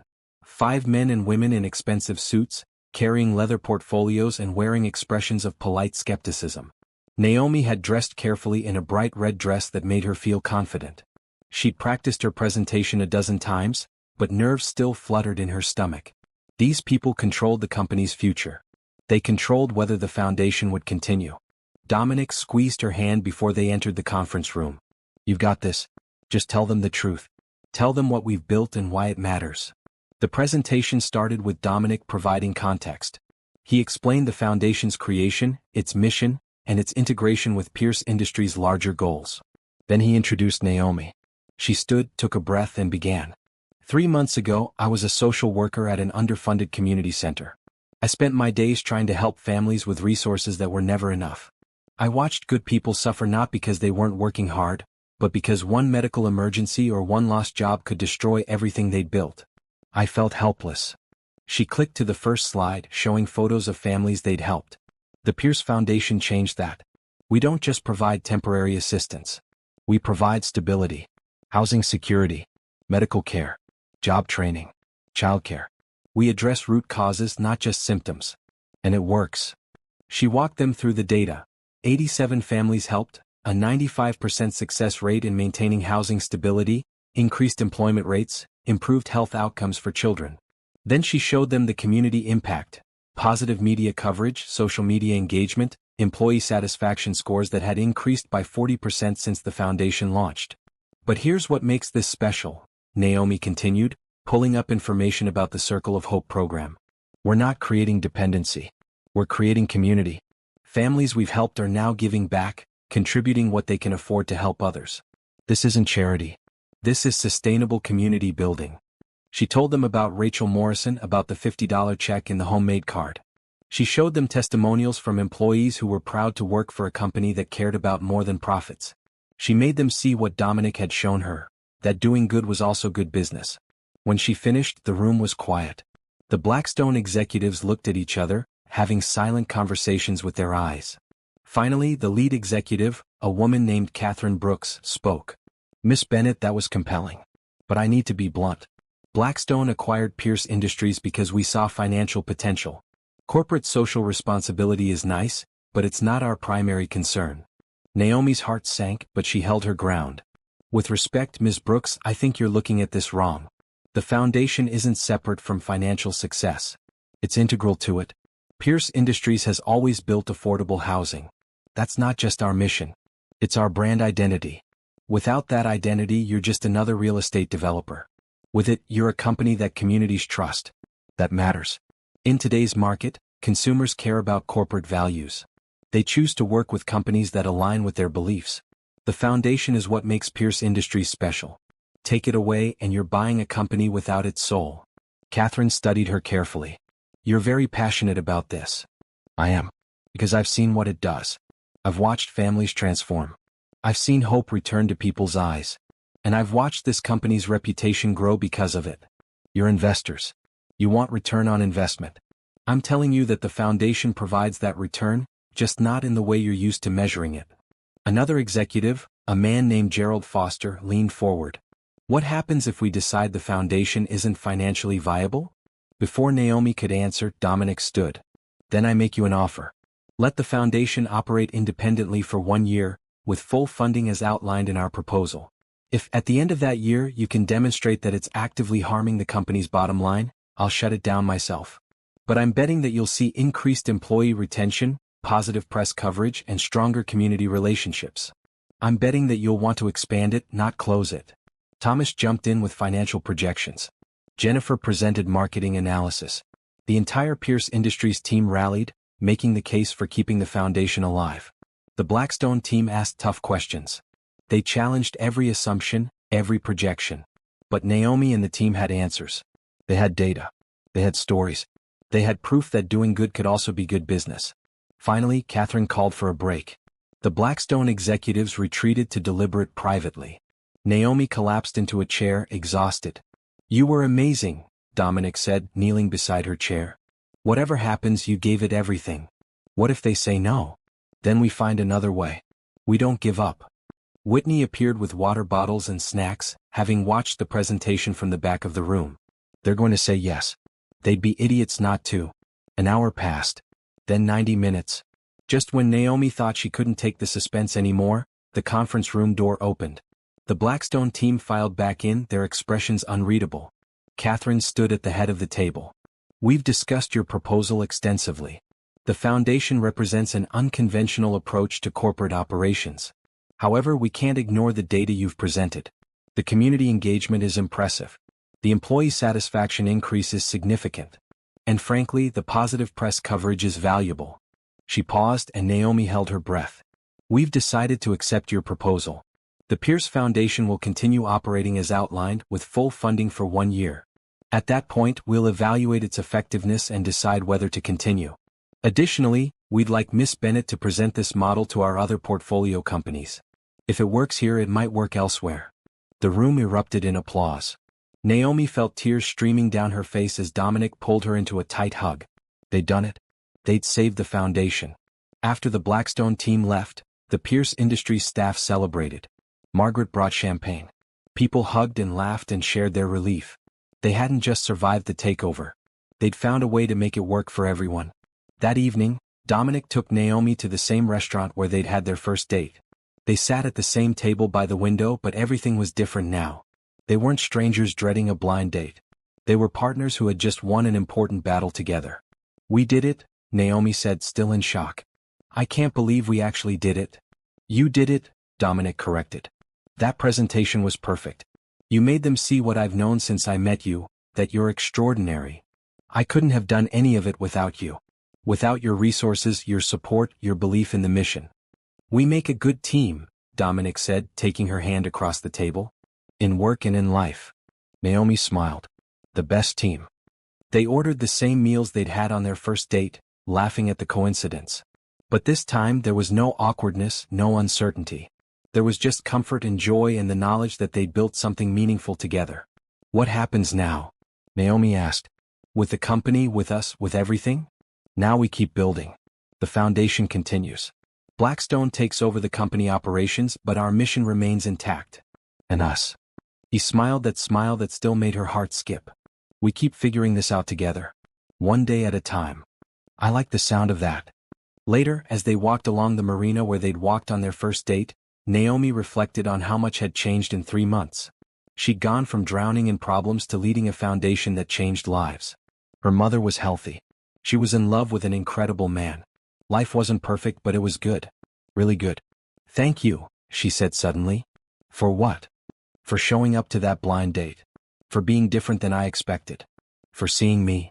Dominic stopped walking and turned to face her. "Thank you for agreeing to meet me. For giving me a chance. For teaching me that there's more to life than business success. You saved me, Naomi, just as much as I helped you." They kissed under the stars, two people who had found each other when they both needed it most. The future still held challenges. The foundation would have to prove itself. The company transition would be difficult. But they would face it all together. And that made all the difference. November brought cold rain to Seattle and a new rhythm to Naomi's life. The foundation was thriving under the scrutiny of Blackstone's evaluation. Every case was documented, every success story recorded. The pressure was constant, but Naomi felt energized rather than drained. This was what she was meant to do. Her relationship with Dominic deepened quietly, naturally. They had dinner together most nights, either at restaurants or at one of their homes. He met her friends. She met his business associates. They went to movies, took long walks, talked for hours about everything and nothing. Lorraine loved him. She had regained enough strength to return to part-time work at the local elementary school, teaching second grade twice a week. Every time Dominic visited, she insisted on cooking for him, teaching him her recipes, and treating him like the son she'd never had. "That man loves you," Lorraine told Naomi one Saturday morning. They were making breakfast together in Naomi's kitchen, a weekend routine they'd maintained since Lorraine's recovery. "I can see it in how he looks at you. Like you're his whole world." "I love him too, Mama." Naomi flipped a pancake. "It's scary how much I love him." "Why scary?" "Because what if it doesn't last? What if this is just the honeymoon phase and eventually we realize we're too different?" Lorraine set down her spatula and turned to face her daughter. "Baby, you can't protect yourself from heartbreak by holding back. Love requires risk. Your father and I, we jumped in with both feet. We had 15 good years before he passed, and I'd do it all again in a heartbeat. Don't waste time being scared. Life's too short." Naomi hugged her mother tightly. When did you get so wise? I've always been wise. You're just finally listening. That afternoon, Naomi was at the office catching up on paperwork when Whitney burst in, looking excited. I need your help planning something, Whitney announced, plopping into the chair across from Naomi's desk. Okay, what are we planning? Dom's birthday is in 2 weeks. He hates celebrating, but I want to throw him a proper party. Just close friends and family. Nothing huge, but something meaningful. Will you help me? Naomi smiled. Of course. What did you have in mind? They spent the next hour planning. Whitney wanted to rent out a small restaurant, invite about 30 people, and surprise Dominic. Naomi loved the idea but added a suggestion. What if, instead of gifts, they asked people to donate to the Pierce Foundation in Dominic's name? It would be meaningful and aligned with his values. That's perfect, Whitney said, hugging Naomi. You know him so well. Can you believe you've only known each other 3 months? It feels like you've been together forever. Sometimes the right person fits immediately, Naomi said. No adjustment period needed. The party planning became a welcome distraction from work stress. Naomi coordinated with the restaurant, helped Whitney design invitations, and kept the secret from Dominic despite his suspicious questions about why she and Whitney were texting so much. Meanwhile, the foundation continued its work. The Circle of Hope program launched successfully, with 15 families signing up to contribute small monthly amounts. Local news covered the story, praising the innovative approach to community building. The positive press caught Blackstone's attention in a good way. Catherine Brooks called me yesterday, Dominic told Naomi over lunch one day. She wants to implement the foundation model at 3 other Pierce Industries properties. She's impressed with our results. That's amazing. We could help so many more people. I know. And it's all because of you. He reached across the table to hold her hand. You built something special, Naomi. Something that's changing the way a major corporation thinks about community engagement. We built it together, she corrected, but her heart swelled with pride. That evening they attended a foundation event at the community center. 20 families who had received assistance were there, along with volunteers and donors. It was supposed to be a simple thank you gathering, but it turned into something more. One by one, families stood up to share their stories. A single father talked about how childcare assistance allowed him to complete his nursing degree. A grandmother raising her grandchildren thanked them for helping with medical bills. A young couple shared how housing assistance gave them stability to start their own small business. Naomi listened with tears streaming down her face. This was why they did the work. These stories, these transformed lives. At the end of the evening, Rachel Morrison approached with her husband. Miss Bennett, Mr. Pierce, we wanted to tell you something. We're pregnant again. With twins. Congratulations, Naomi said, hugging Rachel. That's wonderful news. It is. But a few months ago it would have been terrifying. We were homeless and hopeless. Now we have stability. We have jobs and a home and hope for the future. Our kids are going to grow up knowing that good people exist in the world. That's because of you. After everyone left, Naomi and Dominic helped clean up. They worked in comfortable silence, both processing the evening's emotions. Does it ever overwhelm you? Dominic asked as they stacked chairs. Seeing how much people are struggling? Knowing there are thousands more we haven't reached yet? Sometimes, Naomi admitted. But then I remember something my mom used to tell me. You can't save everyone, but you can save someone. Every person we help matters. Every family that finds stability counts. We're not trying to fix everything. We're just trying to make things a little better, one person at a time. Dominic stopped working and looked at her with such intensity that her breath caught. I need to tell you something. Okay. Naomi set down the chair she was holding. These past few months with you have been the best of my life. Not just because the foundation is succeeding or because losing the company turned out okay. But because of you. Because of who you are and how you make me feel. You're kind and compassionate and brilliant. You see the best in people. You make me want to be better. And he took a deep breath. I love you, Naomi. I'm completely, entirely in love with you. Naomi felt her heart soar. She'd known he cared about her, but hearing him say those words made everything real. This wasn't just dating. This wasn't just a relationship. This was love. I love you too, she said, her voice shaking with emotion. I think I've loved you since the night you showed up at the community center to offer help. Since you looked at me like I mattered. Since you made me believe that good things could still happen. They came together in a kiss that was different from all the others. This kiss held promise and commitment. This kiss said that they were choosing each other fully and completely. When they finally pulled apart, they were both crying happy tears. "I don't have a ring or a grand romantic gesture," Dominic said, wiping his eyes. "But I know what I want. I want you. I want a future with you. I want to wake up next to you every morning and solve problems together and build a life that matters. I want all of it, Naomi. With you. Are you asking me to marry you?" Naomi's voice came out as a whisper. "Not yet. I want to do that properly with your mother's blessing and a ring and all the things you deserve. But I'm telling you my intentions. I'm telling you that this isn't casual for me. This is everything." "It's everything for me too," Naomi said. "I want all of that with you. The future, the partnership, the life. All of it." They held each other in the empty community center, surrounded by the echoes of the evening's stories. Outside, rain pattered against the windows. Inside, two people promised each other a future built on love, kindness, and hope. The next 2 weeks passed in a blur of work and secret party planning. Naomi juggled foundation responsibilities, family time with her mother, and coordinating with Whitney for the surprise celebration. Somehow, she managed to keep it all from Dominic, despite his growing suspicion that something was up. The night of his birthday, Naomi told Dominic they were going to dinner at a new restaurant Whitney had recommended. He dressed casually in dark jeans and a burgundy sweater, looking handsome and relaxed. As they drove to the restaurant, Naomi's phone buzzed with updates from Whitney. Everyone had arrived, the space looked beautiful, and they were ready. When Dominic opened the restaurant door, 30 people shouted, "Surprise!"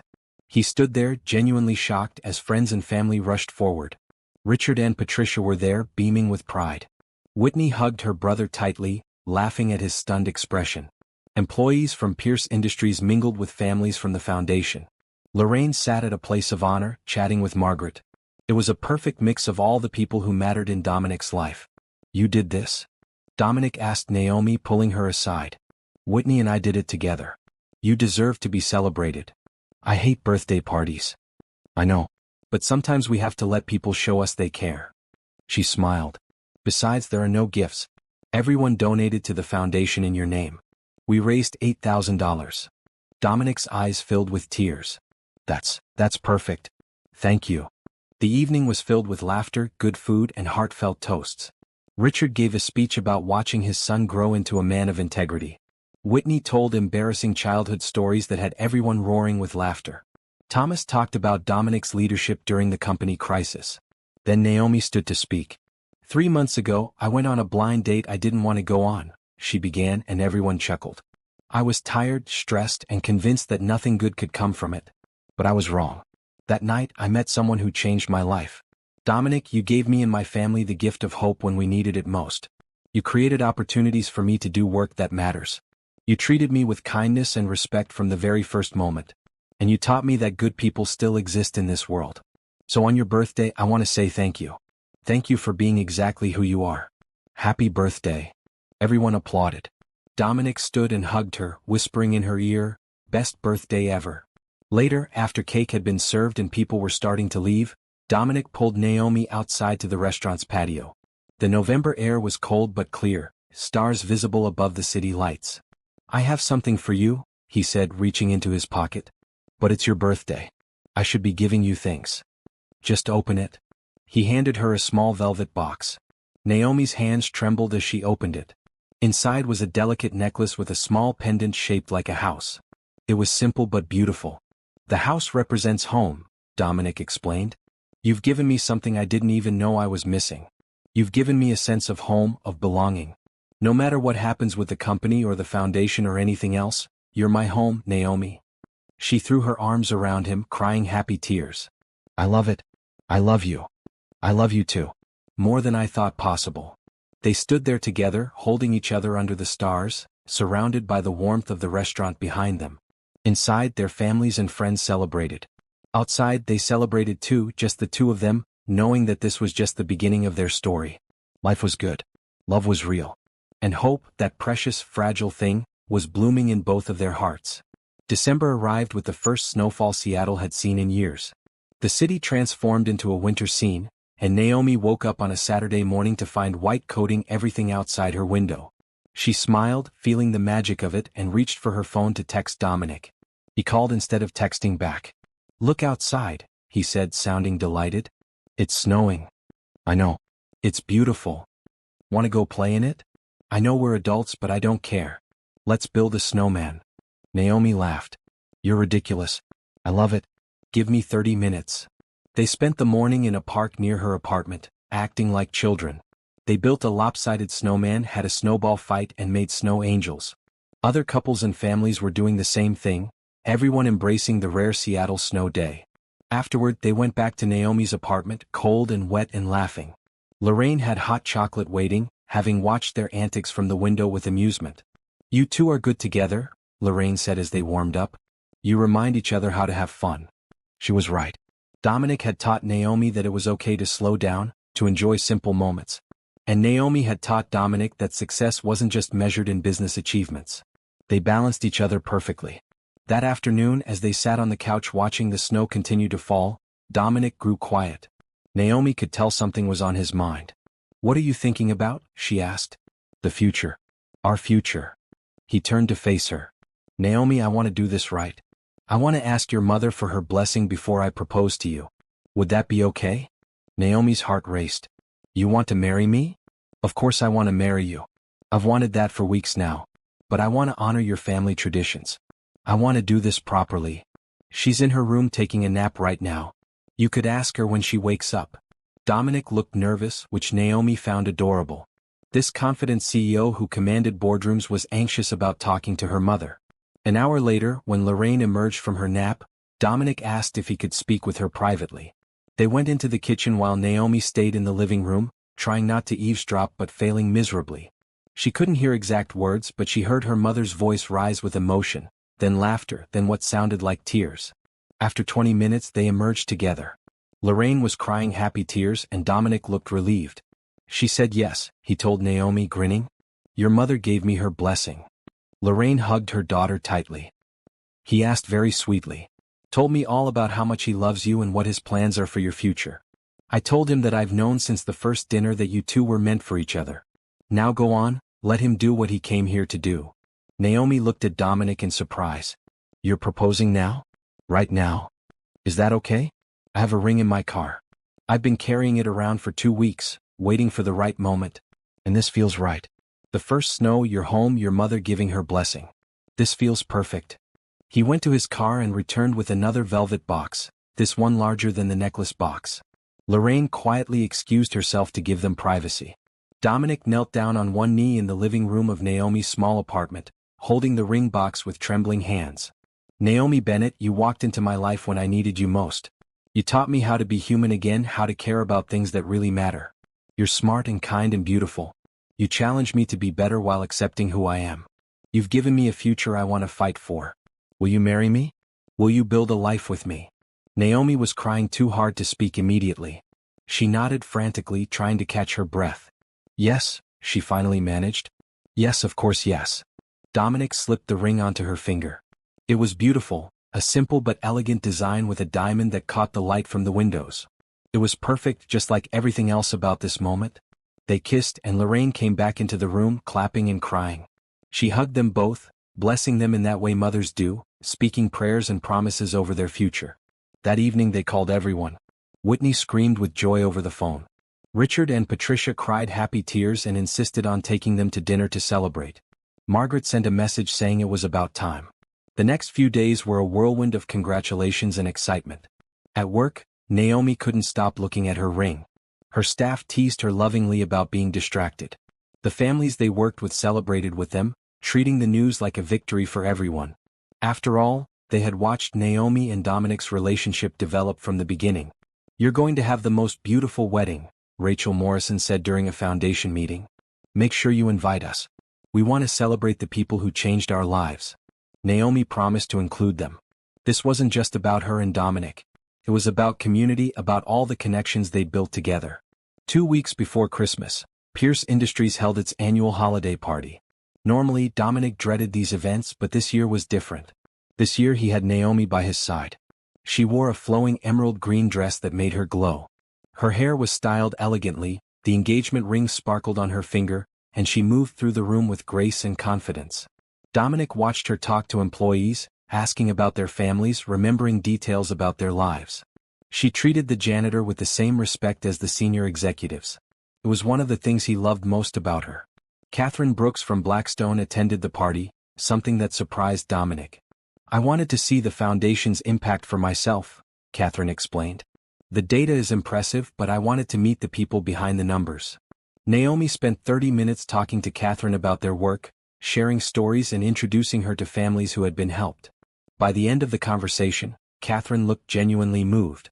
You've built something remarkable here, Catherine told them. Blackstone's board wants to expand this model to all our properties. We're talking about creating foundations in 5 cities, all based on what you've developed here in Seattle. Miss Bennett, we'd like you to oversee the expansion.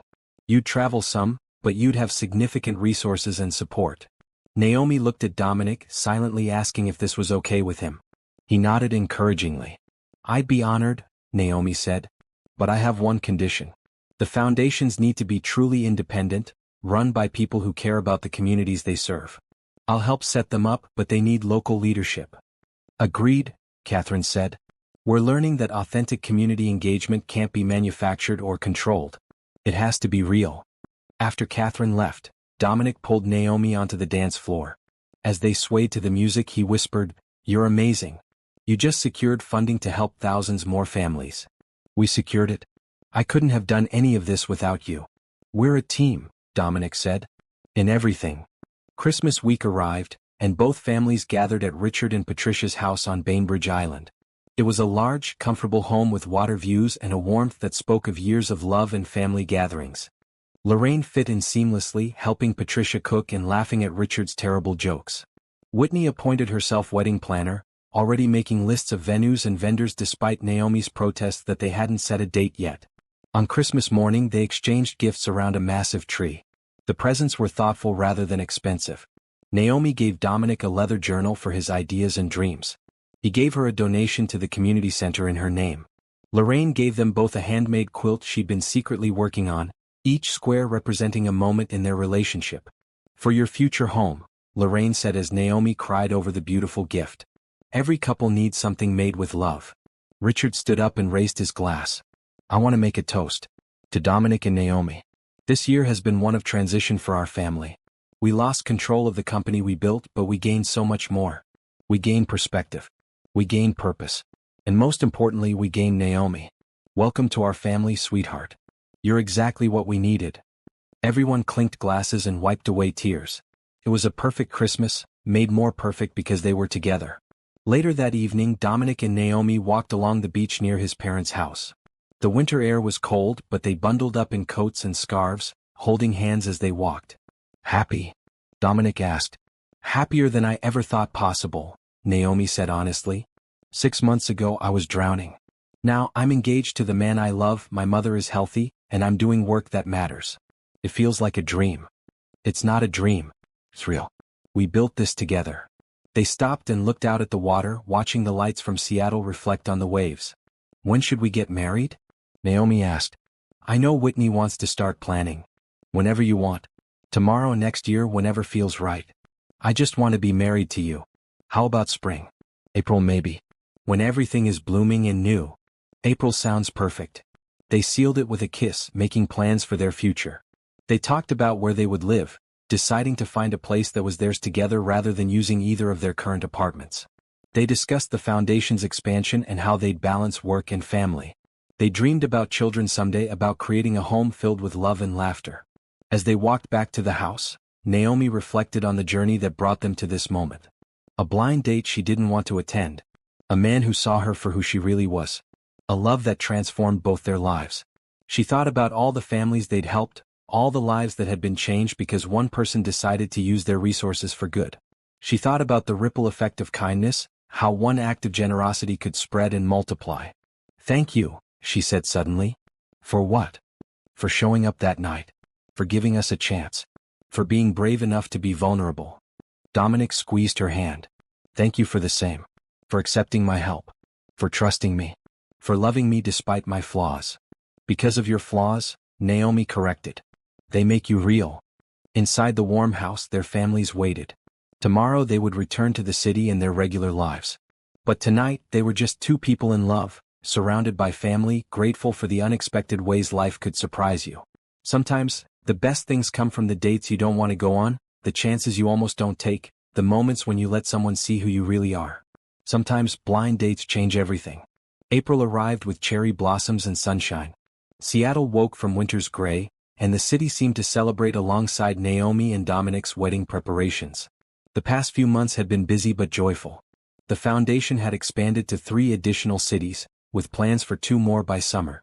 Each new location was led by passionate locals who understood their communities. Naomi traveled regularly to train and support them, but she was careful to maintain balance. Work was important, but so was her relationship and her health. Dominic had fully transitioned out of day-to-day operations at Pierce Industries.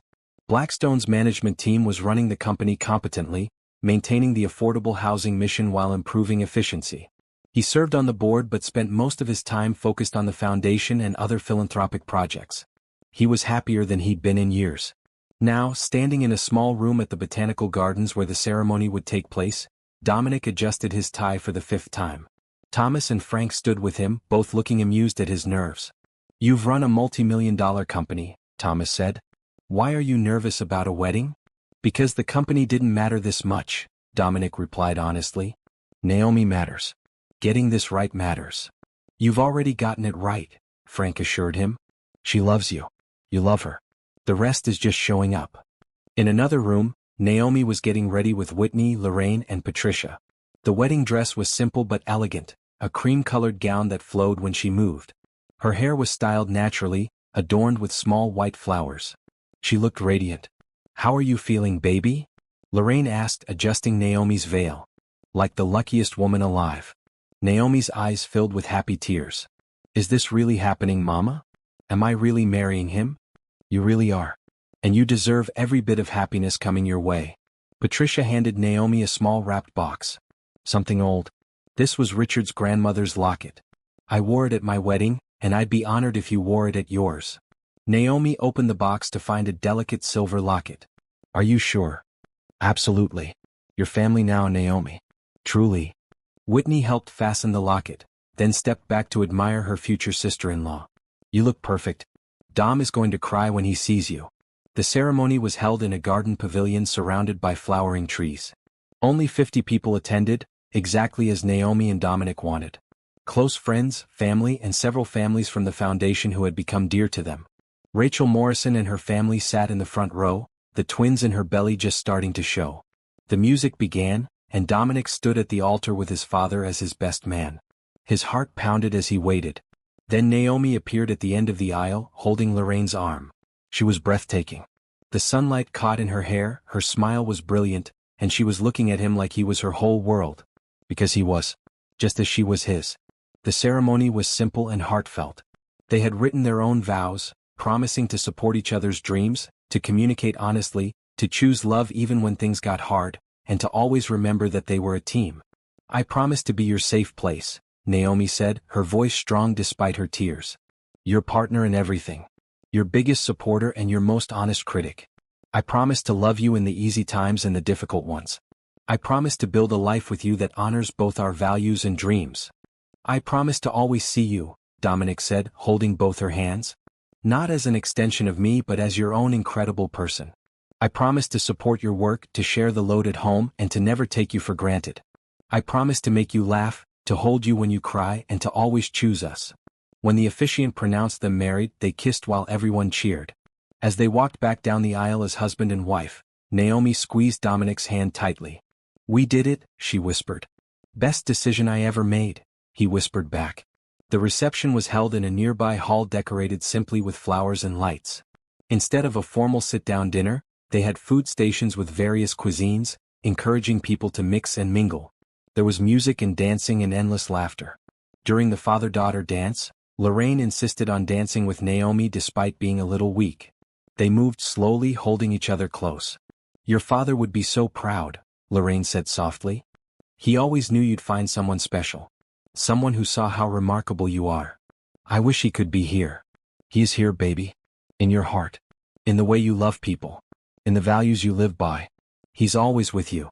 Dominic danced with Patricia, who told him stories about his childhood and how proud she was of the man he'd become. Then Whitney cut in, hugging her brother tightly. "You're happy," she said. "It wasn't a question. Happier than I knew was possible." "Good. You deserve it. You both do. During the reception, something unexpected happened. Catherine Brooks arrived, apologizing for not RSVPing but explaining that she wanted to deliver news in person. She pulled Dominic and Naomi aside. "I'm sorry to intrude on your wedding day," Catherine began, "but I thought you'd want to know this. The foundation model has been such a success that Blackstone's board decided to make it a standard part of all our operations. Not just in real estate but across all our portfolio companies. We're allocating $50 million annually to community foundations based on what you built. You've literally changed how a major corporation operates. That's remarkable." Naomi and Dominic looked at each other in shock. $50 million. Hundreds of communities helped. Thousands of families impacted. That's incredible, Naomi finally said. "It's good business and the right thing to do," Catherine said. "That's what you taught us. Those things don't have to be in conflict." After Catherine left, Dominic pulled Naomi onto the dance floor. As they swayed to the music, he spoke quietly. "Do you realize what we've done? We changed how a major corporation thinks about community responsibility. That impact will outlive us both." "We did it together," Naomi said. "That's what makes it special. Neither of us could have done this alone." Later, during toasts, Richard stood and spoke about legacy. "For years I thought my legacy was Pierce Industries. The buildings we constructed, the company we built. But I was wrong. My real legacy is my children and the values I tried to instill in them. Watching Dominic and Naomi build something meaningful together, watching them use resources to help others, that's the legacy that matters. I'm proud of you both." Rachel Morrison asked to speak, surprising everyone. She stood up, holding her husband's hand. "Naomi and Dominic saved my family when we had nowhere to turn. They gave us hope when we'd lost it. Because of them, my children will grow up with stability and security. They'll grow up knowing that good people exist in this world. That matters more than anything. So I want to toast to love that transforms lives. To kindness that ripples outward. To two people who prove that one person really can make a difference. Congratulations and thank you." There wasn't a dry eye in the room. As the evening wound down, Naomi and Dominic snuck outside for a moment alone. They stood under the stars, still wearing their wedding clothes, just breathing in the magnitude of the day. "Mrs. Pierce," Dominic said, testing out her new name. "I'm keeping Bennett professionally," Naomi reminded him with a smile. "But I like how you say it." "Fair enough. Mrs. Bennett Pierce? That's better." She leaned against him. "What happens now?" "Now we go on our honeymoon. 2 weeks in Italy with no work, no obligations, just us. Then we come home and keep building our life together. Keep helping families. Keep loving each other. Keep figuring it out as we go." "Sounds perfect." They stayed there for a while longer, holding each other under the spring stars. Inside, their families and friends celebrated. But out here, it was just the two of them, two people who had found each other when they both needed it most. 6 months ago, Dominic had been alone in his office, thinking his world was ending.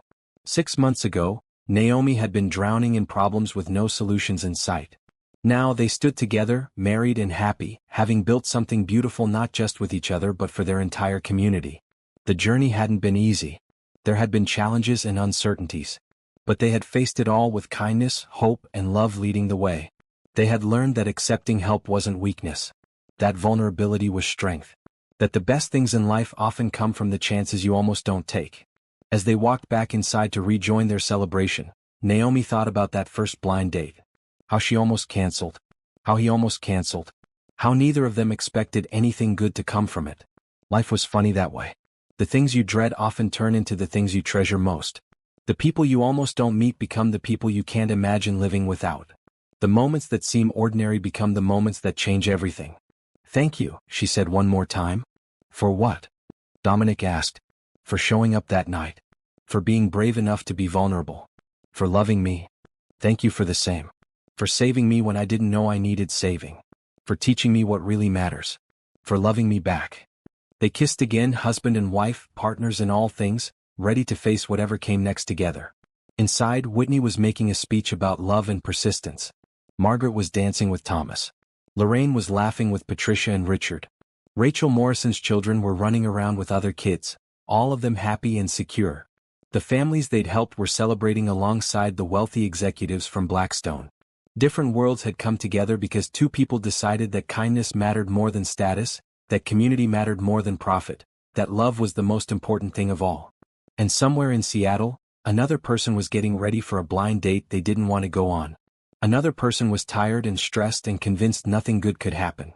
But maybe, just maybe, they would take the chance anyway. Maybe they would show up despite their fears. Maybe they would meet someone who changed everything. Because that's how the best stories begin.